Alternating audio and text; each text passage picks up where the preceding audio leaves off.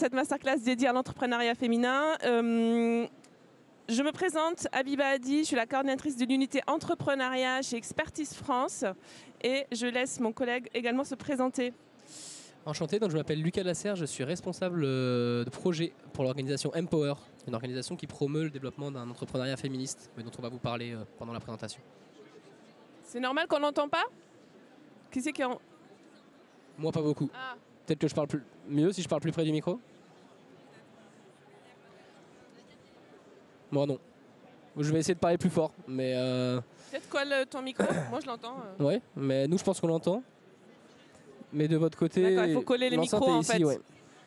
Il y aura du rouge à lèvres sur mon micro, mais essayer de parler fort malgré petite maladie du début de l'hiver. Donc, Empower avec nous aujourd'hui. Je vais d'abord présenter Expertise France. Expertise France, c'est l'agence de coopération technique internationale, filiale du groupe Agence française de développement. On est l'opérateur de mise en œuvre français. Donc, on met en œuvre des programmes de renforcement des politiques publiques dans les pays en développement et émergents, et notamment sur l'entrepreneuriat féminin.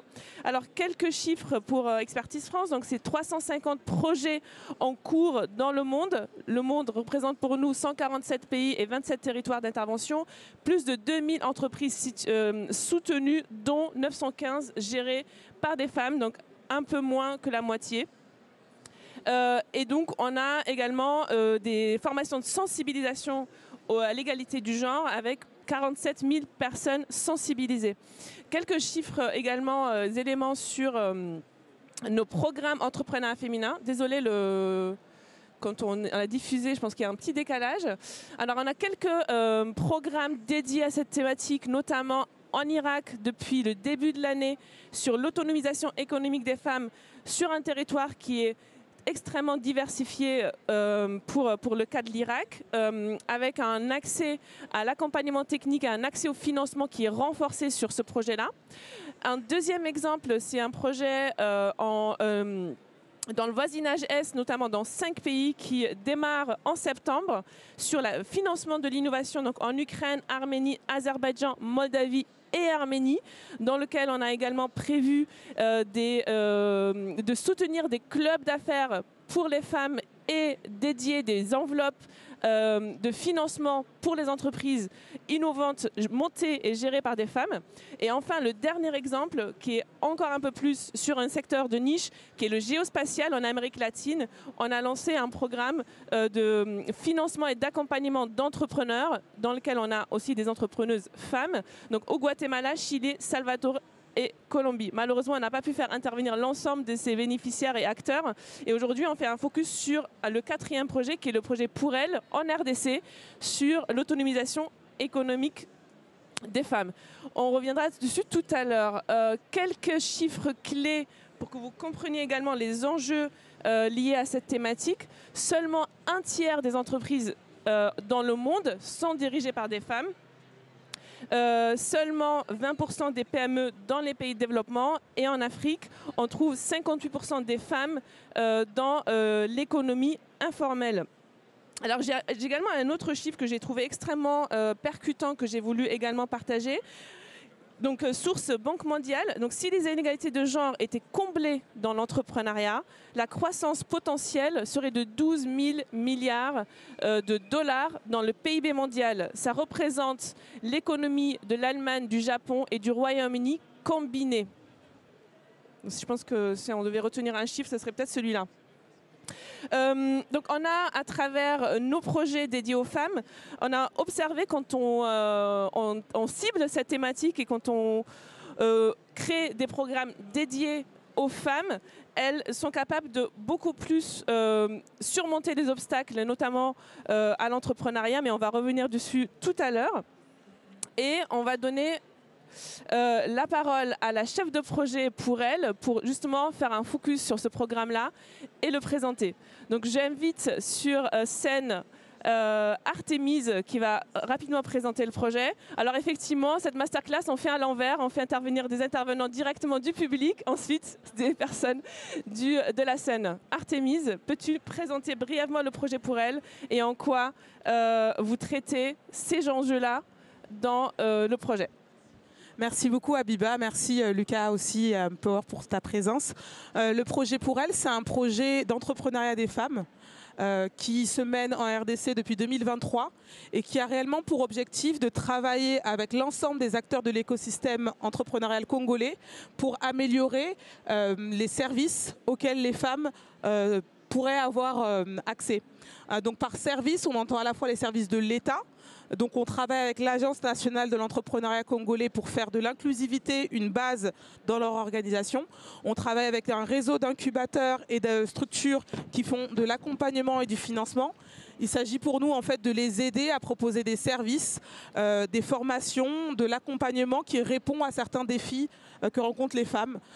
Par exemple, le poids que représente la charge des enfants et de la famille. Sur le projet pour elles, les incubateurs proposent par exemple des systèmes de garde d'enfants au même moment que les formations, proposent aussi des formations directement au sein des entreprises pour éviter qu'il y ait du déplacement. On propose aussi aux femmes, on leur demande aussi leur avis sur les formations, l'horaire, les thématiques qui leur sont importantes. On insiste aussi énormément sur le réseau. Il y a énormément aussi d'événements pour que les femmes entre elles puissent discuter, partager et s'échanger des opportunités. On croit aussi beaucoup en la sororité. Donc c'est aussi pour ça qu'on fait tout pour que les femmes soient fortes et se retrouvent fortes entre elles, mais aussi après, derrière, qu'elles soient en capacité d'affronter le monde, des services, un écosystème qui est mixte, mais qu'elles en sortent avec un meilleur pouvoir d'agir. On travaille aussi également énormément sur la sensibilisation avec les leaders communautaires, avec des associations pour faire en sorte que les femmes, mais aussi leur entourage, les hommes en particulier, soient au courant et aient un avis positif sur l'entrepreneuriat de leurs femmes. Et on travaille aussi énormément avec la recherche. On espère vraiment pouvoir documenter également les barrières, les défis, les opportunités aussi de l'entrepreneuriat féminin en RDC. Donc on est extrêmement fiers de pouvoir aujourd'hui, je suis extrêmement fière de pouvoir représenter tous mes collègues et la RDC qui est dans le public ici et qui est venu aussi parler de ce qu'ils font en France. Je pense qu'on peut aussi vraiment nous être source d'inspiration pour vous, Européens. Et je remercie encore Abiba et Lucas de pouvoir mettre en lumière ce sujet. Merci beaucoup Artémise pour la présentation. Alors Artémise, justement, elle a insisté, on ne peut pas faire un programme d'entrepreneuriat sans les entrepreneurs et notamment sans l'entrepreneuriat féminin. Donc on va questionner si est-ce qu'on connaît suffisamment les réalités des femmes entrepreneurs. Donc on invite une entrepreneuse du projet pour elle, donc qui fait partie de la délégation qui est venue toute la semaine à Paris pour nous parler un peu plus de ce qu'elle vit. Alors parmi les principales barrières, rapidement, les micro, petites et moyennes entreprises font face à trois obstacles majeurs, notamment le difficile accès à des offres financières, l'accès limité à des infrastructures physiques et la faiblesse également du tissu des ressources humaines et donc des compétences techniques. Ça, c'est vraiment les trois grands obstacles qu'on trouve majoritairement sur les questions entrepreneuriales et principalement sur l'entrepreneuriat féminin. Arlette, peux-tu nous présenter ton projet en RDC et également les obstacles auxquels tu fais face pour entreprendre en RDC? Bonjour à tous. Je ne sais pas s'il vous est déjà arrivé, tout comme à moi, de constater deux fois quand on a besoin de boire, quand on a besoin de reprendre de force, d'énergie, on a tendance à consommer tout ce qui se présente devant nous. Et la plupart des fois, ce qui se présente devant nous, c'est, comme pour mon cas, en République démocratique du Congo, d'où je viens, la plupart des fois, ce qui se présente devant nous, ce sont toutes ces boissons à base d'additifs chimiques qui sont à la longue néfastes à la santé. Je m'appelle Arlette Bissi. Moi, je suis ingénieure agronome de formation. Je suis entrepreneur encadrée par l'ANADEC. Je suis mariée et je suis mère de 3 enfants. J'ai lancé Boutamu en 2019. Boutamu est dans la transformation de nos fruits locaux et nous produisons des boissons saines. Nous produisons du jus 100% naturel. La République démocratique du Congo a un grand potentiel et nous avons 100 millions d'habitants, 19 millions d'habitants à Kinshasa. Et pour moi, en tant qu'entrepreneur, c'est présente comme un potentiel pour vendre mes produits. Et à Kinshasa, précisément d'où je viens, il fait très chaud. Au courant de l'année, il fait très chaud. Et la plupart des gens ont tendance à consommer tout ce qui se présente autour d'eux. Et malheureusement, on n'a que toutes ces boissons qui inondent la ville à base de conservateurs chimiques. On a aussi un potentiel agricole. Nous avons plusieurs fruits. La République démocratique du Congo est très riche sur le plan agricole. Et alors, la matière première, elle est là. Et pour moi aussi, en tant qu'entrepreneur dans la transformation, cela représente un atout majeur. Et la disponibilité de la matière première me permet de produire mes jus naturels, des boissons saines pour préserver la santé de la population. Alors, en cherchant à... Boutamou cherche à répondre à... Ok. Boutamou cherche à répondre à ces problèmes qu'on a dans la population, à trouver une solution. Et je représente aujourd'hui un échantillon de tous ces entrepreneurs congolais que nous avons sur place, mais surtout les femmes entrepreneurs. Les femmes entrepreneurs qui entreprennent afin de pouvoir contribuer économiquement dans leur foyer, mais aussi, pourquoi pas, d'arriver à une indépendance financière, donc un succès sur le plan économique et financier. Malheureusement, il nous arrive de faire face à des défis. Et entre autres, nous avons l'accès aux équipements et aux emballages appropriés qui nous fait défaut, mais aussi un packaging approprié afin de faire face à la concurrence qu'il y a sur le marché. Nous avons aussi un besoin en renforcement de capacités réguliers, mais aussi des formations et surtout l'accès au marché et au financement. Comme je l'ai dit, je suis encadrée par l'ANADEC. Et l'ANADEC, c'est la structure sur le plan congolais qui encadre tous les entrepreneurs. L'ANADEC, à chaque fois que nous avons des préoccupations en tant qu'entrepreneurs, nous allons vers l'ANADEC pour trouver des solutions. Nous allons vers l'ANADEC pour trouver des solutions. Et il s'avère que l'ANADEC a besoin d'un renforcement de capacité, puisque une fois que l'ANADEC est renforcée en capacité, cela impacterait positivement nos formations, cela impacterait positivement l'accompagnement que nous bénéficions de l'ANADEC en tant qu'entrepreneurs. Alors la particularité, Arlette, c'est que tu es accompagnée d'une part par l'ANADEC directement et d'autre part par le projet pour elle.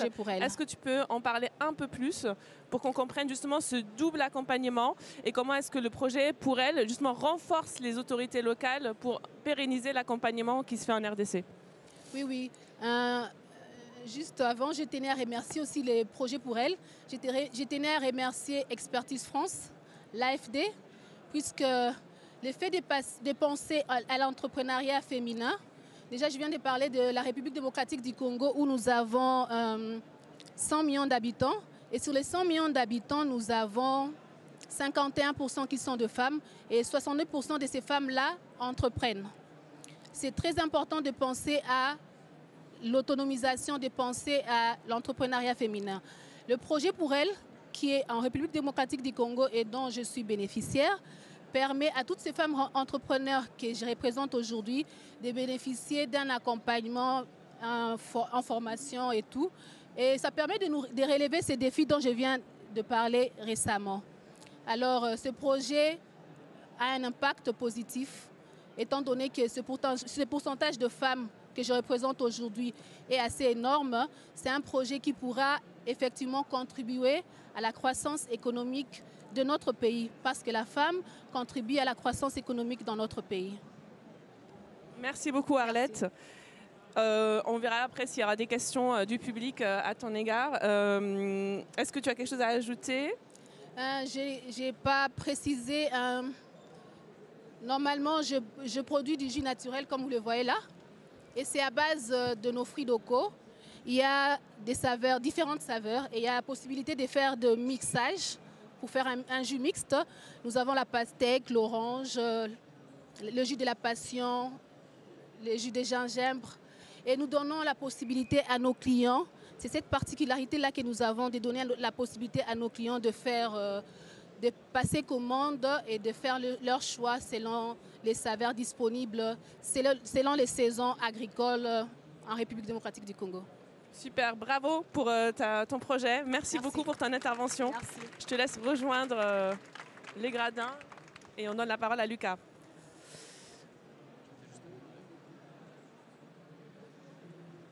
Oui, parce que le projet pour elle a prévu un caméraman en parallèle, donc on porte des micros, voilà, toute une logistique incroyable. Alors, je voulais rajouter un autre chiffre, parce que j'ai préparé un peu mon intervention. Alors, il y a une étude de la Banque mondiale, toujours, avec le Financial Alliance for Women, qui a observé que les femmes ont 30% moins de chances d'accéder à des financements formels que les hommes. Donc on voit que l'accès au financement, comme l'a cité notamment Arlette, est un vrai sujet. Lucas, à nous, est-ce que tu peux présenter un peu Empower et réagir à ce qui a été dit jusque-là? Oui, merci beaucoup Abiba. Je vais commencer par une petite présentation rapide de ce qu'est Empower et l'organisation pour laquelle je travaille. Empower, c'est une organisation qui travaille au développement et à la promotion d'un entrepreneuriat féministe. On a aujourd'hui 13 ans d'existence. On est présent sur 2 continents, donc en Europe et en Afrique. Au cours de ces 13 ans, on a accompagné des centaines de femmes entrepreneurs. Très récemment, donc depuis 1 an et demi maintenant, on a un peu changé notre vision et notre manière d'appréhender un peu notre approche, en parlant justement de cette question de l'entrepreneuriat féministe. Pourquoi l'entrepreneuriat féministe? Parce qu'on s'est rendu compte que l'accompagnement qu'on faisait de ces femmes entrepreneurs était hyper pertinent, mais clairement pas suffisant pour lutter contre les inégalités dans le secteur entrepreneurial, et qu'il fallait avoir une approche beaucoup plus globale pour pouvoir impacter et réduire en profondeur ces inégalités. D'où cette question d'entrepreneuriat féministe qui va chercher vraiment à aller travailler sur les causes systémiques et en profondeur des inégalités au niveau des écosystèmes entrepreneuriaux, mais aussi de la société et de l'environnement des femmes entrepreneurs et des femmes qu'on accompagne. Peut-être je peux juste revenir à Barbie. Ouais, cette vision du coup se décline un peu en 3 grandes missions d'intervention. Donc la première, qui est un peu notre mission historique qu'on déploie depuis maintenant 13 ans, c'est de faire de l'entrepreneuriat une véritable voie d'insertion et d'émancipation pour toutes les femmes. Et dans toutes les femmes, on accompagne vraiment des profils de femmes assez différents. On a un incubateur ici à Paris, dans le 10e arrondissement, dans lequel on va accompagner des entrepreneurs parisiennes dans le développement de leurs projets. On va aussi travailler en Côte d'Ivoire, par exemple, sur l'accompagnement de femmes dans des communautés agricoles. Donc l'idée, c'est de se dire que l'entrepreneuriat peut être un levier pour toutes les femmes, et on essaye en tout cas d'accompagner un maximum d'entre elles. La deuxième, c'est de réorienter ce potentiel de l'entrepreneuriat vers un agenda féministe. Donc là, l'idée, c'est aussi de se dire que l'entrepreneuriat, c'est un outil d'insertion et d'émancipation pour les personnes, et en particulier pour les femmes, mais ça peut aussi devenir un outil de changement des normes, et c'est ce qu'on a juste après, des normes et des pratiques sociales. Et donc c'est aussi ce qu'on essaie de promouvoir à travers différents types d'actions. Donc on va avoir des programmes d'accompagnement qui ciblent spécifiquement les femmes entrepreneurs, mais on va avoir aussi différentes actions de sensibilisation. On organise des festivals en Europe ou en Afrique de l'Ouest. On a des lieux, on essaye de développer des espaces sûrs. Aujourd'hui on a 3 lieux qu'on appelle Sister, donc à Paris, à Abidjan et à Sarajevo, où l'idée c'est vraiment d'avoir des espaces sûrs pour ces femmes entrepreneurs, mais aussi pour les écosystèmes, pour qu'ils puissent venir s'informer et développer une nouvelle pratique. Et on va aussi de plus en plus travailler directement avec les environnements et les écosystèmes entrepreneuriaux, et plus spécifiquement qu'avec les femmes. C'est ce qu'on fait notamment avec le projet pour elles. Mais l'idée, c'est vraiment de travailler en profondeur avec ces écosystèmes pour travailler sur un changement de pratique, et pas simplement sur développer des parcours d'accompagnement pour les femmes entrepreneurs, mais comment, en tant qu'écosystème, en tant qu'environnement, on peut changer déjà nos mentalités et surtout nos pratiques à destination de l'écosystème entrepreneurial dans son ensemble. Alors, Oui, Lucas, donc tu nous as parlé aussi d'une approche systémique de l'entrepreneuriat féminin. Je te laisse présenter. Oui, donc c'est pour un petit peu résumer et reprendre ce que je viens de vous présenter, mais donc on cible un peu nous 3 niveaux d'intervention. Le premier, et qui reste le cœur de nos actions, c'est vraiment l'accompagnement de femmes entrepreneurs à travers différents parcours de formation, d'accompagnement, d'incubation, voire d'accélération. Ensuite, on va vraiment travailler avec les environnements et les communautés autour de ces femmes entrepreneurs. Donc là, on va parler potentiellement des familles. Donc on va travailler notamment avec les maris de ces femmes entrepreneurs. Comment ces maris peuvent en tout cas commencer à devenir des alliés pour ces femmes et pas forcément des freins pour ces femmes qui veulent entreprendre. Et ensuite, on va travailler plutôt avec les sociétés, les écosystèmes. Donc là, c'est un peu tout ce que je vous disais sur l'accompagnement d'écosystèmes entrepreneuriaux, de sociétés plus inclusives. L'idée, c'est que ces femmes, on peut les former, mais si les sociétés ne changent pas, les freins resteront. Et donc l'idée, c'est vraiment de travailler à débloquer l'ensemble de ces freins à l'autonomisation économique des femmes qu'on accompagne. Merci beaucoup. Donc effectivement, on voit que l'approche holistique qui traite l'ensemble des couches finalement de la société, on ne peut pas juste travailler sur l'économie, sur les banques, sur les incubateurs, mais aussi d'aller voir au niveau des politiques publiques, mais également au niveau de l'environnement, comment est-ce qu'on peut avoir des actions. Donc c'est du très long terme, hein, c'est de la vision. Est-ce que du coup, Lucas, aussi, tu peux nous présenter des actions menées dans le cadre du projet Pour Elle et en quoi c'est innovant pour qu'on puisse aussi s'en inspirer pour éventuellement les dupliquer? Oui, complètement. Donc nous, on travaille, donc on est partenaire d'Expertise France sur le projet Pour Elle, sur de l'expertise technique liée au genre et à l'entrepreneuriat. Et là, c'est typiquement un très bon exemple de comment on travaille sur cette dernière couche qui est développer des sociétés plus inclusives et des écosystèmes plus inclusifs. Donc l'idée dans notre partenariat sur le projet Pour Elle, c'est qu'on a structuré un parcours d'accompagnement pour le coup des écosystèmes, donc des écosystèmes de l'accompagnement à l'entrepreneuriat. Donc on va toucher des associations, des incubateurs, des institutions de microfinance, des banques, donc vraiment tout l'écosystème qui gravite autour des entrepreneurs et des femmes entrepreneurs. Et l'idée, c'est de travailler avec eux sur comment, au-delà le fait de lancer avec le projet Pour Elle des parcours destinés aux femmes entrepreneurs, on travaille plus en profondeur sur comment changer l'ensemble des pratiques pour les rendre plus inclusives et plus égalitaires. Pour ça, on a développé un parcours en 3 étapes d'accompagnement. Donc le premier, c'est vraiment, et c'est d'ailleurs un parcours de e-learning que vous pouvez retrouver sur le site du campus AFD. C'est vraiment plutôt une première partie assez théorique sur comprendre la théorie de comment se construisent les inégalités. Qu'est-ce qu'une norme de genre, comment elle se construit, comment se construit un stéréotype, qu'est-ce qu'un biais de genre, et comment ces différentes choses créent des inégalités. Donc là, c'est vraiment plutôt avoir la connaissance nécessaire pour démarrer la réflexion.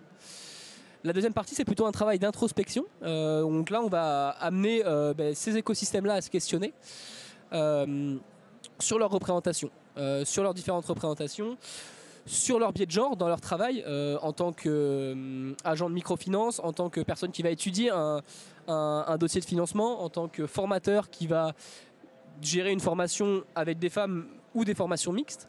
Tout ce travail d'introspection sur quelles sont mes représentations, quels sont mes biais, pour les comprendre et pour pouvoir les déconstruire.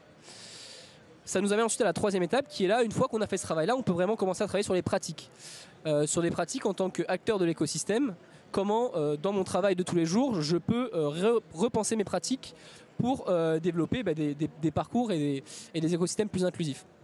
Par exemple, on va travailler avec les responsables des structures, de ces différentes structures de l'écosystème, sur comment je peux accompagner ma structure à devenir plus inclusive, construire des modes de fonctionnement plus inclusifs, permettre à plus de femmes d'intégrer ma structure en tant que salarié, permettre de comprendre le besoin des femmes que je vais accompagner pour construire des parcours plus spécifiques. Artemis avait donné l'exemple de, alors ce que nous appelle crèche mobile, mais en tout cas de services de garderie au sein des structures. Donc comment, en tant que structure, je peux repenser des modes d'action beaucoup plus inclusifs pour accompagner les femmes entrepreneurs. On a travaillé aussi avec plutôt ce qu'on va appeler les accompagnateurs et les accompagnatrices à l'entrepreneuriat. Donc là, on va plutôt cibler tout ce qui est coach, formateur, mentor, formatrice, à revoir aussi leur posture et leurs pratiques. Et l'idée, c'est de se dire comment je fais aujourd'hui, parce qu'on voit qu'il y a beaucoup d'inégalités au sein même des formations et des actions qui sont menées. les femmes et les hommes ne profitent pas autant de séances de coaching ou de formation qu'on peut avoir dans des écosystèmes entrepreneuriaux. L'idée, c'est comment, en tant que formateur, je peux revoir ma posture, comment je peux développer des modes de communication beaucoup plus inclusifs, comment je peux faire attention aussi aux messages que je porte et au fait que toutes les personnes qui participent à mes activités puissent en profiter. Et donc repenser vraiment sa pratique. Et donc ça, c'est un petit peu la dernière étape, c'est comment je revois un petit peu mes modes de faire en tant que professionnel de l'écosystème entrepreneurial.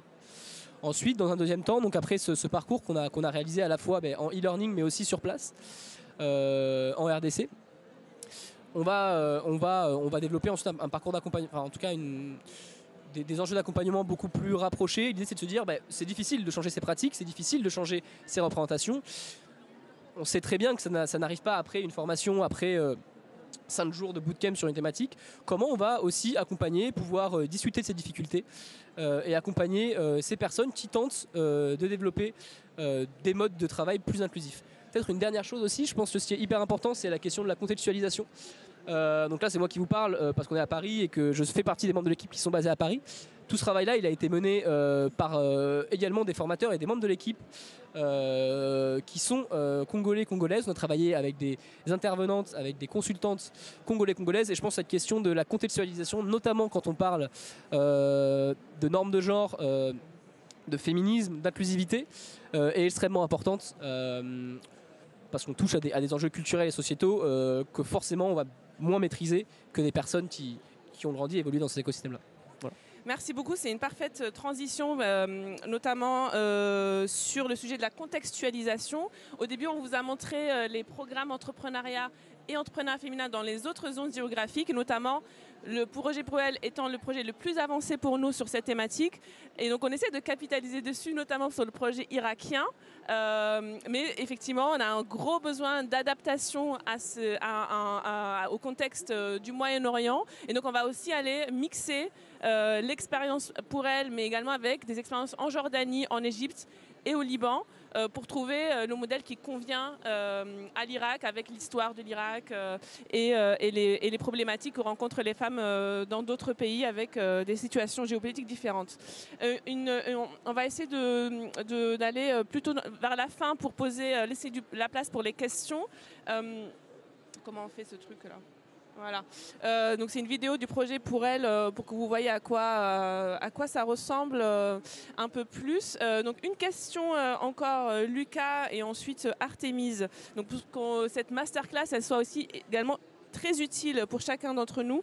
Lucas, si on devait retenir une mini-action avec laquelle repartir aujourd'hui, qui permette à chacun et à chacune d'entre nous de s'engager au profit de l'entrepreneuriat féminin, qu'est-ce que tu nous conseillerais ? Alors je ne sais pas s'il y a une mini-action magique pour ça. Peut-être pour repartir très rapidement de cet enjeu de l'entrepreneuriat, je pense qu'on a beaucoup pensé l'action de l'écosystème entrepreneurial par des actions qui ciblaient directement les femmes, les actions de formation. Et je pense qu'il faut dépasser ça. Il faut se dire que ces actions-là, c'est un peu des pansements sur un écosystème qui reste inégalitaire, et pour qu'il change, il faut que les personnes de cet écosystème aussi se questionnent. Et peut-être que... Bon c'est vrai que du coup là je suis un peu un homme sur cette scène qui parle du sujet, donc je vais peut-être aussi m'adresser aux hommes de cette salle qui sont, alors je sais pas si c'est malheureusement ou heureusement, mais qui sont majoritaires aussi dans ces écosystèmes entrepreneuriaux et qui font partie à la fois du problème et de la solution. Je pense qu'il y a un vrai enjeu de commencer à vraiment une échelle très individuelle. Déjà peut-être commencer par s'informer quand on parle de mini-action, commencer à s'informer sur le sujet, donc par des lectures, par des podcasts, par des vidéos, par des discussions aussi, et écouter aussi les enjeux qui existent en termes d'inégalité dans cet écosystème. Et ensuite se questionner sur ses pratiques, se questionner sur ses biais. C'est pas évident, on a tous des biais, qu'on soit plus ou moins sensibilisé à la question, on a tous des biais qui restent présents. Donc être un peu dans une démarche assez humble de questionnement et de réflexion sur comment au jour le jour dans ma pratique professionnelle en tant qu'individu je peux essayer de débloquer des choses en changeant pour aller vers des pratiques beaucoup plus inclusives. Merci beaucoup. Artémise, je te redonne la parole. Si tu peux présenter justement ta vision de l'entrepreneuriat à la fin du projet, voire à plus long terme. et comment est-ce qu'on peut innover, parce que je sais que tu es innovante, je pense que tu t'en rends pas assez compte, sur cette thématique et créative. Et enfin, la même question aussi comme Lucas, une mini-action avec laquelle on peut partir. Merci beaucoup Abiba. Je pense que Lucas m'a arraché les mots de la bouche. Pour moi, une vision à la fin du projet sur l'entrepreneuriat des femmes, déjà ça serait que le projet ne s'arrête pas. Souvent, on sous-estime le temps de nos projets. 4 ans pour changer des mentalités, pour changer des entreprises, pour changer des hommes, c'est extrêmement court. Dans notre jargon, on parle de 4-2, donc ces projets qui ont pour vocation de transformer. Et la transformation, ça prend du temps. Donc moi, vraiment, mon souhait, ça soit qu'au bout de ces 4 ans, il y ait des vraies prises de conscience individuelles et collectives et qu'il y ait encore plus de monde qui veuille continuer 4 ans de plus sur ce projet-là. Et j'insiste sur plus de monde parce que le projet pour elle, aujourd'hui, je le représente, mais c'est un projet où il y a énormément de monde qui travaille, qui sont aussi extrêmement motivés et déterminés à le faire continuer. Et je pense que c'est ça la force en fait d'un bon projet et de ce type de projet qui permettent de transformer, c'est qu'on embarque en fait des politiques, des acteurs privés, des acteurs associatifs, des femmes aussi qui sont elles-mêmes engagées à donner de leur temps et de leur contact à d'autres. Donc voilà, je souhaite à la fin qu'on ait un projet où il y a encore plus de monde et plus d'envie de continuer. Voilà. Super, une mini-action ? Une mini-action, plus d'hommes aussi, je pense. Lucas me l'a arraché de la bouche encore une fois. J'aime bien la phrase qui dit que si tous les hommes étaient féministes, la cause avancerait beaucoup plus vite. Ce sont vraiment les hommes qui ont le pouvoir aujourd'hui. Et ce pouvoir, il se donne et il se partage. Et il se partage à un niveau élevé, dans le sens où on parle souvent d'entrepreneuriat des femmes en termes de petit entrepreneuriat, des petites unités, des petits prêts, des petits outils. Non, en fait, nous, ce qu'on cherche, c'est aller là où il y a des gros tickets, là où il y a des chefs d'entreprise. Et il faut que les hommes nous ouvrent la porte. Il faut que les hommes, parfois, nous tendent la main. Donc ouais, moi j'aimerais que c'est une action plus innovante, qu'on ait une action spécifiquement dédiée aux hommes. Dans le projet, là, on recherche des actions autour de la recherche, autour de la sensibilisation. Et ça serait vraiment top s'il y a une association qui nous propose de faire de la sensibilisation exclusivement pour les hommes, pour que l'entrepreneuriat des femmes avance. Merci beaucoup Artémise. Je rajouterai une autre action de mon côté. Il y a un MOOC qui a été réalisé. Lucas l'a évoqué très rapidement. Je vous invite à le regarder. Il est sur le site du Campus AFD. Donc c'est la maison. Donc vous pouvez le visionner. Il est très facile à regarder, très intéressant. Et donc c'est une première action, je pense, qu'on peut faire en sortant de cette masterclass. On va laisser la parole au public si vous avez des questions pour les différents intervenants.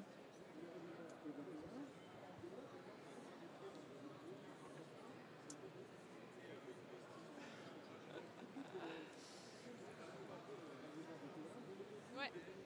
Caroline. Merci. Moi, j'aurais une question pour Arlette. En fait, j'aimerais savoir s'il y a une activité ou un soutien, un appui particulier du projet ou des acteurs nationaux congolais qui l'a marqué et qui l'aurait aidé plus particulièrement. Merci.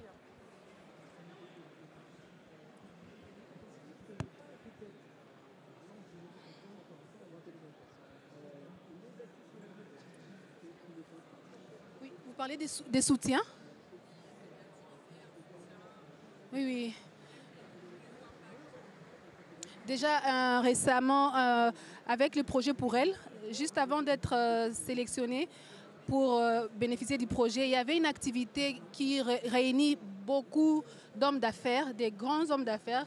Nous sommes encore des petites entreprises et j'ai pu participer au Level Up Makutano. C'est vraiment une grande activité que j'ai bénéficié grâce à ce projet. J'ai bénéficié aussi de l'appui de PADEM PME. C'est une structure qui a été financée, c'est une structure financée localement par la Banque mondiale. Et grâce à PADEM PME, j'ai reçu quelques équipements et ça a contribué à l'accroissement de mon entreprise. À part ça, j'ai reçu aussi, à partir d'un incubateur, BICA. BICA, c'est un incubateur financé par Lady Agri. Lady Agri se trouve en Belgique, mais qui finance BICA localement. Et je suis bénéficiaire de BICA. BICA a sélectionné 250 femmes entrepreneurs et au final, on avait besoin seulement de 8 femmes entrepreneurs, donc 8 championnes dont je fais partie. Donc, il y a quand même ce soutien-là de la part du gouvernement aussi, en collaboration avec les partenaires internationaux dont on bénéficie et qui contribuent à l'accélération et au développement de nos entreprises. Oui. Merci. Je vais te garder sur scène. Marie. Bonjour Arlette. Bonjour. Bon, Oui, c'est bon. alors j'ai une question sur les externalités négatives. En tant que femme entrepreneur, est-ce que tu as eu à rencontrer certaines des externalités négatives? Parce qu'on sait, en tant qu'entrepreneur, c'est vraiment l'un des défis majeurs aussi dans ce projet sur les inégalités du genre. Okay. C'est pour appuyer les entrepreneurs, justement, les apporter les outils nécessaires à faire face à ces externalités négatives. Donc, les financements que tu reçois, est-ce qu'autour de toi, tu as une certaine pression? Comment tu le vis en tant que femme? Voilà. Si les financements que je reçois, je n'ai pas bien compris. Est-ce que tu as eu des pressions externes de ton entourage en recevant ces financements, cet accompagnement? Comment tu le vis et quels conseils pourrais-tu donner à d'autres femmes aussi entrepreneurs? Déjà, personnellement, je n'ai pas vécu de pression extérieure par rapport à ce que je reçois comme accompagnement. Je n'ai pas vécu de pression extérieure. En tant que femme, en tant que mère, j'ai un mari qui m'accompagne et qui me soutient dans ce que je fais. Et en tant que mère, j'essaie de trouver les justes milieux, bien qu'il faut les suivis des enfants, il faut les ménages, il faut l'entreprise qui est là. Alors, à un moment, j'essaie d'aménager mon agenda pour trouver les justes milieux et éviter d'avoir peut-être certaines pressions de la part de la société ou de la famille directement. Mais par rapport aux accompagnements que j'ai reçus personnellement, il n'y a pas encore eu de pression. Donc, ce qui m'est dû en tant qu'entrepreneur, je le reçois sans problème, jusque-là, sans problème. Est-ce qu'il y a d'autres questions? Sinon, moi, j'en ai. Alors, moi, j'ai une question, Arlette. Qu'est-ce qui t'a fait vibrer pour te lancer dans cette aventure-là, en ayant justement 3 enfants? C'est quoi le truc qui t'a poussé à te lancer dans cette aventure? Déjà, je suis membre d'un comité qui encadre des femmes entrepreneurs. Et ce comité-là avait organisé en 2019 un marché de Noël. Et en tant que membre du comité, on avait droit à un stand. Alors là, je ne pensais pas encore à l'entrepreneuriat, mais étant donné que je devais utiliser ce stand-là ce jour-là, je pensais à la chaleur accablante qu'il y a à Kinshasa. Et c'était au mois de décembre. Les gens auront besoin de boire, d'altérer leur soif. Et c'est comme ça que je pensais à faire du sirop naturel à base de l'ananas et de la mangue, que j'ai dilué dans des glaçons et je vendais dans des petits gobelets. Malheureusement, il n'y a pas des images, j'ai des images de ça, que je vendais dans des petits gobelets. Alors, toutes ces personnes qui venaient acheter les petits gobelets que je vendais étaient intéressées plutôt par les bidons de sirop que je mettais à côté. Alors, c'est comme ça que, par curiosité, demandé, Madame, est-ce que vous ne vendez pas votre bidon de sirop? Ça nous intéresse, on trouve que c'est très bon, c'est naturel. J'ai dit non, je n'ai pas eu l'idée de vendre ça. Est-ce qu'on peut passer commande? Et c'est comme ça que j'ai saisi l'opportunité. J'ai dit, OK, ces jours-là, j'ai eu 3 commandes que j'ai livrées. Et après, de bouche à oreille, j'ai eu 10 commandes. Après, il y a eu le Covid. Et c'est là que j'ai eu mon dernier enfant. J'ai un peu baissé les bras. Et en 2021-2022, je me suis relancée en cherchant à me documenter sur tout ce qui cadre avec l'entrepreneuriat, la transformation de fruits, à me former. Et c'est comme ça que Boutamou est né. Et les soucis que les clients avaient de ne pas consommer trop de sucre. D'autres clients ne voulaient pas du sirop. Et c'est comme ça que j'ai commencé aussi à produire les jus. Donc le marché est là. Les gens ont besoin de préserver leur santé. Et ils en ont marre de consommer tout ce qui est avec additifs chimiques. Alors c'est à nous de s'équiper, d'avoir les matériels appropriés pour répondre à ces marchés-là. Super, très bel exemple. Mais du coup, je ne t'ai pas posé la question à toi sur la mini-action que tu nous conseilles d'avoir en partant d'ici. Qu'est-ce que la mini-action à avoir, à faire en sortant chacun et chacune de cette masterclass? Qu'est-ce qu'on pourrait faire comme mini-action pour s'engager pour l'entrepreneuriat des femmes? Une mini-action? J'ai pas bien compris la question. Quelle est la mini-action avec laquelle on partirait aujourd'hui? Qu'est-ce qu'on peut faire après cette masterclass pour s'engager pour l'entrepreneuriat féminin? Quel est le conseil que tu donnerais? Un conseil aux entrepreneurs ou bien à toutes ces personnes? Au public là. Ah, au public. Déjà, une activité comme celle-ci nous permet d'avoir une ouverture d'esprit, d'avoir plus de contacts, d'élargir nos carnets d'adresses. Alors, en tant que femme entrepreneur, bon, c'est question de saisir cette opportunité, de saisir cette opportunité et de développer des contacts pour améliorer ce qu'on fait. Une mini-action, je dirais, bon, c'est ça, c'est l'essentiel. Ok, y croire et se lancer. Oui, oui. Surtout croire à ce qu'on fait. Surtout croire à ce qu'on fait. Avec Boutam, c'est parti de ce marché de Noël en 2019. Mais depuis lors, je suis restée résiliente et j'ai des perspectives d'avenir. Comme je l'ai dit, je suis ingénieur agronome de formation. J'ai quelques terrains que je pense mettre en valeur pour produire moi-même la matière première et pourquoi pas installer une usine de production sur place et commencer à répondre à ces grands marchés, à cette forte demande que nous avons en jus naturel à Kinshasa.